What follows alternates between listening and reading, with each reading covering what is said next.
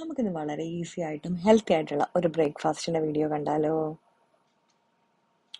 അതിനായിട്ട് വേണ്ടത് കുറച്ച് ഓട്സ് ആണേ. ഓട്സ് നമുക്ക് പാലിക്കാച്ചി കുടിക്കാനൊക്കെ മടിയുള്ളവരാണെന്നുണ്ടെങ്കിൽ ഇതുപോലെ ഒന്ന് ട്രൈ ചെയ്ത് നോക്കൂ കേട്ടോ. അപ്പം നമ്മുടെ ഓട്സ് ചെറുതീയിലിട്ട് ജസ്റ്റ് ഇതുപോലെ ഒന്ന് ഡ്രൈ റോസ്റ്റ് ചെയ്തെടുക്കണം. ഒത്തിരി നേരം ഒന്നും ഇടണ്ട കേട്ടോ. ഒരു 1/2 മിനിറ്റ് ഇതുപോലെ ഒന്ന് ലോ ഫ്ലെയിമിലിട്ട് ജസ്റ്റ് ഒന്ന് ഡ്രൈ റോസ്റ്റ് ചെയ്തെടുക്കാം. നമുക്ക് വളരെ എളുപ്പത്തിൽ തന്നെ തയ്യാറാക്കി എടുക്കാം കേട്ടോ. ബ്രേക്ക്ഫാസ്റ്റിനോ അല്ലെങ്കിൽ ഈവനിങ്ങിൽ ഡിന്നറിനാണെങ്കിലും നമുക്കിത് യൂസ് ചെയ്യാവേ. രാവിലെ ഉണ്ടാക്കി വെച്ച് കഴിഞ്ഞാൽ വൈകിട്ട് ഡ്രൈ ആയി പോകുന്നൊന്നും പേടിക്കണ്ട. രാവിലത്തെ ബാക്കി ഉണ്ടെന്നുണ്ടെങ്കിൽ ഇതുപോലെ നമ്മൾ ഡ്രൈ റോസ്റ്റ് ചെയ്ത് വെക്കുകയാണെന്നുണ്ടെങ്കിൽ അത് വൈകിട്ടാകുമ്പോൾ സോഫ്റ്റ് ആയിട്ട് തന്നെ ഇരിക്കും കേട്ടോ. എന്നിട്ട് ഇത് ജസ്റ്റ് ഒന്ന് ചൂടൊന്ന് ആറി വരാൻ വേണ്ടിയിട്ട് നമുക്കൊന്ന് മാറ്റി വെക്കണം. ആ ചൂട് ഒന്ന് ആറിയതിന് ശേഷം നമുക്ക് മിക്സിയിലിട്ട് ജസ്റ്റ് ഒന്ന് കറക്കി എടുത്താൽ മതി. പൊടിഞ്ഞൊന്നും ഒരുപാട് അങ്ങ് പൊടിഞ്ഞു പോകരുത്, കാരണം നമുക്ക് പുട്ട് തയ്യാറാക്കാനായതുകൊണ്ടാണ്. ജസ്റ്റ് ഇത് ഈ ഒരു പരുവത്തിൽ ഒന്ന് അടിച്ചെടുത്താൽ മതിയേ. ഇതിലേക്ക് ആവശ്യത്തിനുള്ള ഉപ്പ് പൊടി ചേർത്ത് കൊടുക്കുക കേട്ടോ. ഇനി നമ്മൾ ചെയ്യേണ്ടത് ഒരുമിച്ച് വെള്ളം ഒഴിക്കരുത്. നമ്മൾ ഗോതമ്പ് പുട്ടൊക്കെ തയ്യാറാക്കുന്ന സമയത്ത് വെള്ളം തളിച്ചല്ലേ തയ്യാറാക്കുന്നേ, അതുപോലെ തന്നെ ഇതിലും തളിച്ചിട്ട് തയ്യാറാക്കണം കേട്ടോ. ഇപ്പൊ ഉപ്പ് ഇതിൽ ഇട്ട് കൊടുത്തില്ലെന്നുണ്ടെങ്കിൽ ഉപ്പ് വെള്ളം കലക്കിയാണ് തളിക്കണമെന്നുണ്ടെങ്കിൽ അങ്ങനെ ചെയ്തു കൊടുത്താലും മതി.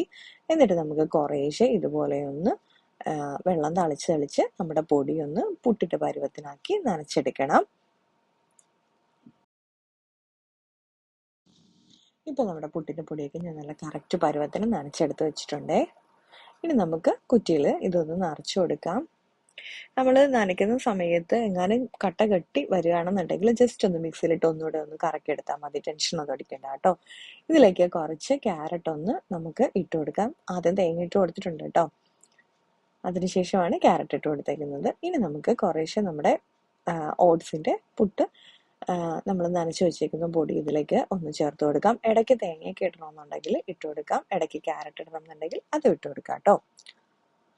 നമ്മുടെ കുറ്റിയിലേക്ക് ഫുള്ളായിട്ട് ഇതൊന്ന് നിറച്ചെടുക്കാം.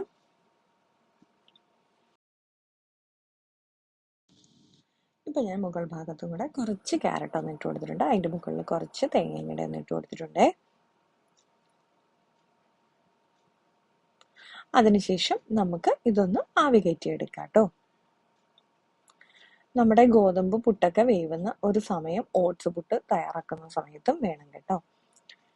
ഇപ്പൊ നമ്മുടെ പുട്ടൊക്കെ തയ്യാറായിട്ടുണ്ട്. ഞാൻ പുട്ട് ആവിയിൽ വെക്കുന്ന വീഡിയോ ഒക്കെ നമുക്ക് ഒരുപാട് ലെങ്ത് ആയി പോകുന്നതുകൊണ്ടാട്ടോ ഷോർട്ട് ചെയ്തൊന്നും കാണിക്കാത്തത്. ഇപ്പൊ നമ്മുടെ പുട്ടൊക്കെ ഇവിടെ തയ്യാറായിട്ടുണ്ട്.